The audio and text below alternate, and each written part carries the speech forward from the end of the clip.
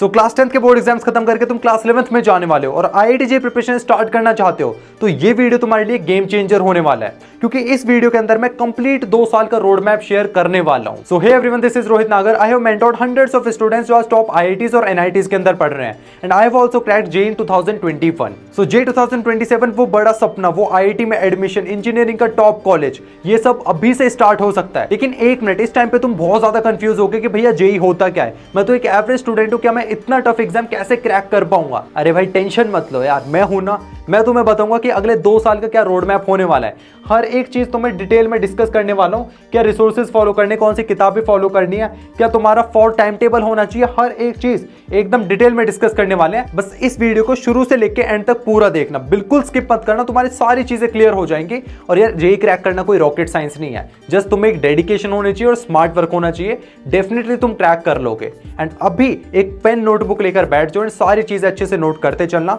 उसी के साथ में अभी कमेंट सेक्शन में जाओ और लिखो आई विल क्रैक जेईई 2027। इससे तुम्हारे अंदर एक मोटिवेशन आएगा, एक डेडिकेशन आएगा कि यार मैंने कोई चीज लिख दी है तो उसे अचीव करके ही रहूंगा। तो सबसे पहले देखते हैं कि जेईई है क्या। तो जेईई की फुल फॉर्म होती है जॉइंट एंट्रेंस एग्जामिनेशन। अब जेईई के अंदर भी तुम्हारे 2 एग्जाम्स होते हैं। तो पहला ही पेपर होता है तुम्हारा जेईई मेंस का, जिसके थ्रू तुम्हें एनआईटीज एंड ट्रिपल आईटीज मिलती हैं, जो कि तुम्हारे स्टेट गवर्नमेंट कॉलेजेस हैं। वहीं पे सेकंड एग्जाम होता है तुम्हारा जेईई एडवांस्ड, जो कि तुम्हारे ड्रीम कॉलेज है, मतलब आईआईटीज मिलती हैं इस एग्जाम के थ्रू। तो सबसे पहले इस जेईई के एग्जाम से डरना नहीं है कि भैया ये तो इतना ज्यादा मुश्किल पेपर है, मैं कैसे टैकल करूंगा। देखो, अगर तुम पहले ही डर जाओगे तो टैकल कर ही नहीं पाओगे। तो अपना सबसे पहले डर निकाल दो और इस एग्जाम को टैकल करना है। इस एग्जाम को ऐसे देखो कि ये तुम्हारे लिए एक अपॉर्चुनिटी है, ठीक है। बहुत सारे बच्चे ऐसे होते हैं कि जो बहुत सारे लोअर बैकग्राउंड से होते हैं, उनके पास एक अपॉर्चुनिटी है, वो अपनी लाइफ को अपग्रेड कर सकते हैं और आईआईटी में पहुंचने के बाद यार तुम्हारी लाइफ फैंटास्टिक हो जाएगी। तो इसे एज अ अपॉर्चुनिटी लेके चलो, ना कि इससे डरना है। भैया ये तो ठीक है, लेकिन इस एग्जाम का पैटर्न क्या होता है, तो मैं आपको पैटर्न बता देता हूँ। तो जेईई मेंस का पैटर्न बताता हूँ। इसमें आपके 3 सब्जेक्ट्स होते हैं, फिजिक्स, केमिस्ट्री, मैथ्स, ठीक है। टोटल 75 क्वेश्चंस पूछे जाते हैं, 300 नंबर का पेपर होता है और 3 घंटे का पेपर होता है, ठीक है। इन 75 क्वेश्चंस में से तुम्हारे 60 क्वेश्चंस एमसीक्यूज होते हैं, ठीक है। 15 क्वेश्चन तुम्हारे न्यूमेरिकल टाइप होते हैं, जिसमें तुम्हें टाइप करना होते हैं आंसर्स, ठीक है। इसमें एक मार्किंग भी होती है, हर करेक्ट आंसर के लिए आपको +4 मार्क्स मिलते हैं और हर नेगेटिव गलत आंसर के लिए -1 की नेगेटिव मार्किंग भी है, ठीक है। हर सब्जेक्ट में तुम्हारे 25 क्वेश्चंस होते हैं हर सब्जेक्ट के अंदर। ये जेईई मेंस का पैटर्न हो गया। अब जेईई एडवांस का पैटर्न देखते हैं। अब जेईई एडवांस का पैटर्न एकदम जेईई मेंस से डिफरेंट है, ठीक है। इसके अंदर तुम्हारे 2 पेपर्स होते हैं, पेपर 1 एंड पेपर 2। दोनों ही पेपर 3-3 घंटे के होते हैं, ठीक है। जेईई एडवांस का मोटिव होता है तुम्हारे कॉन्सेप्ट को टेस्ट करना, डीप कॉन्सेप्ट को चेक करना। अब जेईई मेंस के और जेईई एडवांस के क्वेश्चंस का लेवल बहुत ज्यादा डिफरेंस है, ठीक है। जेईई मेंस में तुम्हारी स्पीड, एक्यूरेसी टेस्ट की जाती है, ठीक है, और ज्यादा टफ क्वेश्चंस पूछे नहीं जाते। वहीं पे जेईई एडवांस के अंदर तुम्हारे डीप कॉन्सेप्ट को चेक किया जाता है, तुम्हारे पेशेंस लेवल को चेक किया जाता है कि तुम सुबह से शाम तक बैठ पाते हो या नहीं, क्योंकि तुम्हारे 2 एग्जाम्स हो रहे हैं। 3 घंटे का मॉर्निंग में होता है, 3 घंटे का इवनिंग में होता है, ठीक है। उसी के साथ में अगर वेटेज की बात करें तो तुम्हारे क्लास 11 से 45% वेटेज है एंड क्लास 12 की तुम्हारी 55% वेटेज है। नेक्स्ट, इन एग्जाम्स को अप्रोच कैसे करना है। भैया आपने पैटर्न तो बता दिया, लेकिन इस एग्जाम की अप्रोच क्या होनी चाहिए, तो वो है नेक्स्ट स्लाइड में आपको बता देता हूँ। बेसिकली मैंने आपको बहुत ही आसान शब्दों में 3 स्टेप्स में आपको अप्रोच बताने वाला हूँ, इन एग्जाम को कैसे अप्रोच करना है। तो सबसे पहला स्टेप है सिलेबस समझो और प्लान बनाओ। इसमें क्या करना है, आज से ही जैसे ही तुम्हारे बोर्ड एग्जाम्स खत्म होते हैं, अभी जाना और जेईई मेंस और जेईई एडवांस के सिलेबस का प्रिंट आउट निकाल लो, ठीक है। प्रिंट आउट निकाल लिया। सेकंड स्टेप क्या करना है, एक लिस्ट बना लिए प्रॉपर। उस लिस्ट के अंदर जैसे जैसे आप चैप्टर्स कवर करते जा रहे हो, टॉपिक्स कवर करते जा रहे हो, तो उसे टिक मार्क करते जाओ, जिससे कि आपके पास एक ट्रैक रहेगा कि आपका कितना % सिलेबस कंप्लीट हो गया। सेकंड स्टेप क्या रहेगा कि एनसीईआरटी से अपना बेस स्ट्रॉन्ग करो। जेईई के अंदर तुम्हारा बेस स्ट्रॉन्ग होना बहुत ज्यादा इंपॉर्टेंट है और एनसीईआरटी तो फाउंडेशन स्ट्रॉन्ग करने के लिए बेस्ट बुक है। इससे क्या होता है कि हर दिन आपको 1 घंटे एनसीईआरटी को पढ़ना ही पढ़ना है। इसमें क्या होता है कि एनसीईआरटी से line by line, specially chemistry के अंदर लाइन बाय लाइन क्वेश्चंस उठकर आ जाते हैं जेईई मेंस और जेईई एडवांस के अंदर। तो एनसीईआरटी को बिल्कुल अंडर एस्टिमेट नहीं करना है, इसको प्रॉपर टाइम देना है, हर दिन 1 घंटे की रीडिंग करनी ही करनी है। एंड तीसरा स्टेप सबसे ज्यादा इंपॉर्टेंट है, वो है concept clarity and regular practice. इसके अंदर क्या करना है कि आपको स्टार्टिंग से ही कॉन्सेप्ट पे फोकस करना है। अगर आपका कॉन्सेप्ट ही क्लियर नहीं होगा तो आप प्रैक्टिस नहीं कर पाओगे। बहुत सारे बच्चे बोलते हैं कि भैया मैंने थ्योरी पढ़ लिया है, चैप्टर भी रीड कर रहे हैं, लेकिन मुझसे क्वेश्चंस नहीं बनते। वो इसलिए नहीं बनते कि तुम्हारे कॉन्सेप्ट ही वीक है। तो स्टार्टिंग से ही अपने कॉन्सेप्ट को स्ट्रॉन्ग करके चलो, थ्योरी को अच्छे से पढ़ो और फिर आपको करनी है प्रैक्टिस। प्रैक्टिस क्या करनी है, टाइम बाउंड प्रैक्टिस करनी है। बहुत सारे बच्चे बोलते हैं कि भैया मुझसे तो 1 घंटे के पेपर में 4-5 क्वेश्चंस ही हो पाते हैं। ये इसलिए होता है कि तुम टाइम बाउंड प्रैक्टिस नहीं करते, ठीक है, तुम नॉर्मल प्रैक्टिस करो, लेकिन हर दिन कम से कम 25 मिनट के अंदर 10 से 12 क्वेश्चंस करने ही करने हैं। तो टाइम बाउंड प्रैक्टिस बहुत इंपॉर्टेंट है। नाउ अब आते हैं सबसे बड़े मिसकंसेप्शन पे कि भैया जिन बच्चों के क्लास 10th में 95, 96, 97% आते हैं, वही बच्चे आईआईटी क्रैक करते हैं, वही बच्चे आईआईटी दिल्ली, आईआईटी बॉम्बे में जाते हैं। मेरे 60%, 80% आए हैं, क्या मैं आईआईटी क्रैक नहीं कर पाऊंगा? क्या मेरा आईआईटी का सपना यहीं खत्म हो जाता है? बिल्कुल नहीं, ये सबसे बड़ा मिसकंसेप्शन है। जरूरी नहीं जिन बच्चों के 90% है वही आईआईटी पहुंचते हैं। ऐसे बहुत सारे एग्जांपल है जिन बच्चों की 50, 60, 70% आती है क्लास 10 बोर्ड्स के अंदर, लेकिन स्टिल वो आईआईटी बॉम्बे, आईआईटी दिल्ली के अंदर जाते हैं। ऐसा क्यों होता है? क्योंकि आईआईटी क्रैक करने के लिए तुम्हारे 10th के मार्क्स मैटर नहीं करते। जो मैटर करता है वो डेडिकेशन, डिसिप्लिन, कंसिस्टेंसी, कितने आवर्स सिटिंग दे सकते हो, ये सारी चीजें मैटर करती हैं।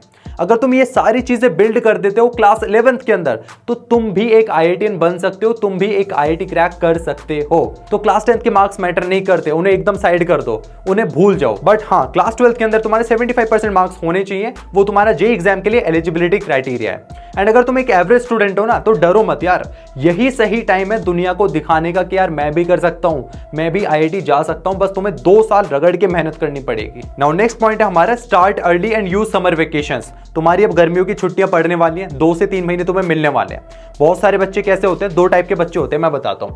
2 टाइप के कैसे बच्चे होते हैं? एक टाइप के बच्चे होते हैं जो फुल मस्ती करते हैं, पूरी समर ब्रेक को ऐसे ही मस्ती मस्ती में निकाल देंगे। लेकिन दूसरे टाइप के बच्चे होते हैं जो स्मार्ट होंगे, इंटेलिजेंट होंगे और मस्ती भी करेंगे। वो क्या करते हैं? Early start. जो बच्चे अब क्लास 10 से 11th में जाएंगे, ठीक है, 11th के स्टार्टिंग में टाइम मिलेगा, समर ब्रेक मिलेगा, उस समर ब्रेक को अच्छे से यूटिलाइज करेंगे, उसमें अच्छे से पढ़ाई करेंगे। जब बच्चे पहले दूसरे चैप्टर पे होंगे, जब तक तो तुम 4 से 5 चैप्टर उनसे आगे निकल चुके होगे। तो मैं ये नहीं कह रहा कि यार तुम्हें पूरे समर वेकेशन में पूरी मेहनत ही करनी है, नहीं, तुम्हें एक बैलेंस बनाना है, तुम्हें मस्ती भी करनी है और पढ़ाई भी करनी है। तो वो बैलेंस कैसे बनाना है और तुम्हारे क्या स्टेप्स होने चाहिए जिससे कि तुम समर ब्रेक्स को अच्छे से यूटिलाइज कर पाओ, उसके लिए कुछ स्टेप्स बताता हूं नेक्स्ट स्लाइड में। तुम्हें क्या करना है, 3 स्टेप्स में आपका प्रॉपर प्लान बनाऊंगा कि तुम्हें अगले 2 से 3 महीने समर ब्रेक्स को कैसे यूटिलाइज करना है। तो सबसे पहला स्टेप, जो पहला पॉइंट है, वो है मेक टाइम टेबल। तुम्हें हर दिन 4 से 5 घंटे की पढ़ाई करनी ही पड़ेगी। 4 से 5 घंटे की सेल्फ स्टडी करनी है। उसमें क्या करना है, सुबह मॉर्निंग के 9 से 11 बजे तुम्हें थ्योरी करनी है। थ्योरी कहां से कर सकते हो? यूट्यूब से कर सकते हो, ठीक है। फिर शाम को क्या करना है, 4 से 7 बजे तक, मतलब 3 घंटे की तुम्हें प्रैक्टिस करनी है। हर दिन तुम्हें 4 से 5 घंटे की सेल्फ स्टडी करनी है। एक पॉइंट हो गया, 4 से 5 घंटे इजिली निकाल सकते हो, ठीक है। दूसरा पॉइंट इज टॉपिक डिवाइड करो। टॉपिक कैसे डिवाइड करने हैं? तुम्हारे पास 8 हफ्ते हैं। अब 8 हफ्तों के अंदर तुम्हारा टारगेट होना चाहिए कि मैं 8 से 10 टॉपिक्स कवर करूंगा ही करूंगा, ठीक है। एंड एक एग्जांपल के थ्रू समझते हैं कि तुम फिजिक्स के अंदर काइनेमेटिक्स पढ़ते हो, केमिस्ट्री के अंदर एटॉमिक स्ट्रक्चर पढ़ते हो, मैथ्स के अंदर सेट्स पढ़ते हो, तो हर एक चैप्टर तुम्हारे 5 से 6 घंटे देने ही देने हैं। और उस 5 से 6 घंटे के अंदर आपको क्या करना है, 5 से 6 घंटे के अंदर आपको 2 घंटे आपको थ्योरी को देने हैं एंड 3 घंटे आपको प्रैक्टिस को देने हैं, हर एक चैप्टर को, ठीक है। तीसरा पॉइंट पे आते हैं रिसोर्सेज कि भैया रिसोर्सेज क्या फॉलो करें। तुम्हारे पास एक किताब तो आपको मिली होगी, वो है एनसीईआरटी। तो सिर्फ एनसीईआरटी से काम नहीं चलेगा, आपके पास एक रेफरेंस बुक होनी चाहिए प्रैक्टिस के लिए। अब वो रेफरेंस बुक्स कौन सी फॉलो करनी है वो मैं आगे नेक्स्ट स्लाइड में बताने वाला हूँ, ठीक है। बट तुम थ्योरी के लिए यूट्यूब की हेल्प ले सकते हो ना। वो पॉइंट आता है कि भैया आपने सारी चीजें बता दी, कैसे पढ़ना है, कैसे समर वेकेशंस को फॉलो करना है, क्या एग्जाम पैटर्न होता है। अब सबसे बड़ा कंफ्यूजन आता है कि भैया मैं कोचिंग लूं या सेल्फ स्टडी करूं। अब इस कंफ्यूजन के अंदर प्रॉब्लम क्या होती है कि भैया अगर मैं कोचिंग ज्वाइन करता हूं तो बहुत ज़्यादा पैसा लगता है, अगर मैं सेल्फ स्टडी पे जाता हूं तो भैया डिसिप्लिन नहीं आता, बहुत जल्दी डिस्ट्रैक्ट हो जाता हूं। तुम कोचिंग करो या सेल्फ स्टडी करो वो मैटर नहीं करता, जेईई क्रैक करने के लिए तुम्हारे अंदर जज्बा होना चाहिए। अब तुम्हें कोचिंग ज़्यादा अच्छी लगती है, सेल्फ स्टडी तुम्हारे लिए वर्क करती है, वो तुम्हें खुद ही चूज करना पड़ेगा। बस तुम्हारे लिए उसके लिए मैं हेल्प कर देता हूं। तो जो बच्चे कोचिंग ज्वाइन करना चाहते हो तो सबसे पहले अपने जितने भी टॉप इंस्टीट्यूट्स हैं उनके डेमो क्लासेस लो। हो सकता है ऑनलाइन भी हो सकती है, ऑफलाइन भी हो सकती है, ठीक है। उनके टीचर्स को चेक करो, उनका मटेरियल चेक करो, वहां पे जाके देखो, वहां का माहौल देखो, वो कॉम्पिटेटिवनेस देखो। अगर तुम्हें वहां के एनवायरनमेंट पे मजा आ रहा है, वो रिदम मिल रहा है, तो डेफिनेटली तुम कोचिंग ज्वाइन कर सकते हो। अगर तुम कोचिंग ज्वाइन कर लेते हो तो मैं बेसिकली 3 स्टेप्स फॉलो करने हैं। अपने प्रॉपर नोट्स रिवाइज करने हैं कोचिंग के बाद में। दूसरा, होमवर्क को बिल्कुल नहीं छोड़ना है, टेस्ट को बिल्कुल भी स्किप मत कर देना। एंड लास्ट, तुम्हारे अच्छी बात क्या होगी, तुम्हारे ऑन स्पॉट डाउट सॉल्व हो जाएंगे। ये तो हो गई कोचिंग वाले बच्चों की बात। बट अगर तुम्हारे वैसा सिचुएशन है कि भैया मुझसे तो कोचिंग में मजा ही नहीं आ रहा, मैं तो वाइब भी मैच नहीं हो रही, वहां तो बहुत ज्यादा हेक्टिक होता है इन्वायरमेंट, मैं तो सेल्फ स्टडी करूंगा, तो तुम्हें क्या करना है, सेल्फ स्टडी करने के लिए बेसिकली 4 स्टेप्स बताने वाला हूं। ये 4 स्टेप्स फॉलो करने हैं तुम्हें। Number 1 step is books and material. देखो तुम कर रहे हो सेल्फ स्टडी, अब सिर्फ एनसीईआरटी से काम नहीं चलेगा, तुम्हारे पास रेफरेंस बुक्स होनी चाहिए। अब रेफरेंस बुक अगेन मैं आगे अगली नेक्स्ट स्लाइड में बताने वाला हूं।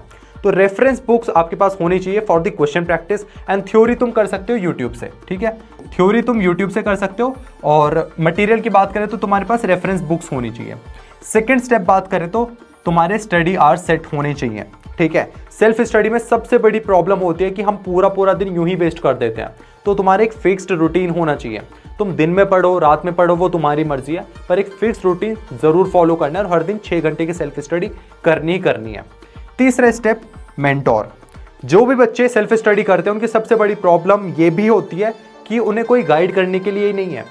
अगर तुम कोचिंग में जाते हो, उन बच्चों के पास तो कॉम्पिटिटिवनेस है ना, उनके फ्रेंड सर्कल होता है, ठीक है, लेकिन ऑनलाइन बच्चे जो तैयारी करते हैं या फिर सेल्फ स्टडी करते हैं उन्हें एनवायरनमेंट ही नहीं मिल पाता। तो ये एक सबसे बड़ी प्रॉब्लम है।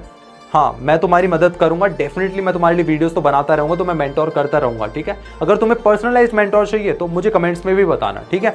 Next point is join test series. जो रियल कि तुम सही पाथ पे चल रहे हो, तुम सही ट्रैक पे चल रहे हो, तुम्हारी तैयारी कैसी चल रही है, वो कैसे पता चलेगा? जब तुम टेस्ट दोगे, हर संडे को टेस्ट दोगे या मंथली टेस्ट दोगे। जितने भी कोचिंग बच्चे जाते हैं उनके टेस्ट होते रहते हैं, तो उन्हें पता चलता रहता है कि वो कौन से ट्रैक पे हैं, कहाँ गलतियां कर रहे हैं। तो आपको भी मैं रिकमेंड करूंगा या तो ऑफलाइन ज्वाइन कर लो कोई भी टेस्ट सीरीज, या ऑनलाइन टेस्ट सीरीज ज्वाइन कर लो, पर एक टेस्ट सीरीज आपके पास होनी ही चाहिए। ये बहुत इंपॉर्टेंट है ना। जिस चीज का तुम बहुत ज्यादा वेट कर रहे हो उस चीज को डिस्कस करते हैं भैया, best books for IIT JEE preparation. तो बेस्ट बुक्स मैं बताने वाला हूं, बट इस बात का जरूर ध्यान रखना कि रैंडम बुक्स को जंप नहीं करना है कि यार मेरे दोस्त ने वो बुक खरीद ली, मैं भी ये खरीद लेता हूँ। टीचर ने ये बुक बता दिया है, ये बुक खरीद ली। एक यूट्यूबर भैया ने वो बुक बता दी, वो बुक खरीद ली। ऐसे 100 किताबें नहीं खरीदनी है तुम्हें। मैं कुछ लिमिटेड किताबें बताऊंगा, उन्हीं किताबों को खरीदना है। एंड एक ही किताब को 10 बार करना है, ना कि तुम्हें 10 किताबें एक एक बार करनी है। एक ही किताब पकड़ो, उसे शुरू से लेकर एंड तक पूरा सॉल्व करो और बार बार सॉल्व करो। ये तुम्हारा मंत्र है जेई क्रैक करने का। तो सबसे पहली किताब जो हम बात करेंगे वो है तुम्हारे फाउंडेशन स्ट्रॉन्ग करने के लिए, कि भैया मुझे तो फाउंडेशन बिल्ड करना है। तो NCERT को तो हम भूल नहीं सकते, ये सबसे इंपॉर्टेंट किताब है। फिजिक्स की बात करें तो HC वर्मा की एक्सरसाइज सॉल्व करनी है, कोई थ्योरी नहीं पढ़नी, कुछ नहीं पढ़नी। थ्योरी वगैरह अपनी लेक्चर्स वगैरह से कंप्लीट करो, ठीक है, यूट्यूब की हेल्प ले लो। प्रैक्टिस के लिए DC पांडे बेस्ट बुक है, ठीक है, DC पांडे फॉलो कर सकते हो। केमिस्ट्री की बात करें, ऑर्गेनिक केमिस्ट्री के लिए MS चौहान बुक है। फिजिकल केमिस्ट्री के लिए N अवस्थी बुक है। इनऑर्गेनिक केमिस्ट्री के लिए NCERT, स्टार मार्क कर लो NCERT को। एडवांस्ड एडवांस एग्जाम हो गया, JEE मेंस एग्जाम हो गया, इसके अलावा क्वेश्चन आता ही नहीं NCERT के बाहर से। मैथ्स की बात करें तो बेसिक्स अगर वीक है, बहुत सारे बच्चों की बेसिक्स वीक रहती है मैथ्स के अंदर, बहुत सारे बच्चों की वीक रहती है, तो तुम्हें भैया सिंपल सी RD शर्मा फॉलो करनी है। एंड अगर तुम्हें लगता है कि भैया मेरे बेसिक्स वगैरह बहुत स्ट्रांग हो गए, अब तो मैं JEE फोड़ने वाला हूं, उस लेवल पे पहुंच चुका हूं, तो भाई आंख मीच कर, आंख बंद करके तुम सिंगेज फॉलो कर लो। अब ये किताबें बहुत ज्यादा इंपॉर्टेंट है, सारी किताबें, लेकिन इन सभी किताबों के साथ एक और किताब बहुत इंपॉर्टेंट है। वो किताब कौन सी है मैं यहां पे लिख देता हूं। 45 ईयर्स की, 45 ईयर्स की या तो अरिहंत पब्लिकेशन की ले लो, या दिशा पब्लिकेशन की ले लो, या ओसवाल पब्लिकेशन की ले लो, ठीक है, या MTG की भी आती है, MTG। इनकी आपको प्रीवियस ईयर क्वेश्चंस की बुक लेनी है, JEE मेंस और JEE एडवांस की। ये किताब आज ही खरीद के रख लो, ये किताब तो सबसे पहले होनी चाहिए तुम्हारे पास। तो ये किताब भी बहुत ज्यादा इंपॉर्टेंट है। किताब को फॉलो कैसे करना है, सबसे पहले उसकी थ्योरी लेक्चर्स वगैरह देख लिए, ठीक है, फिर उसके सॉल्व एग्जांपल्स देख लो, सॉल्व मत करो, देख लो कि कैसे अप्रोच कर रहे हैं।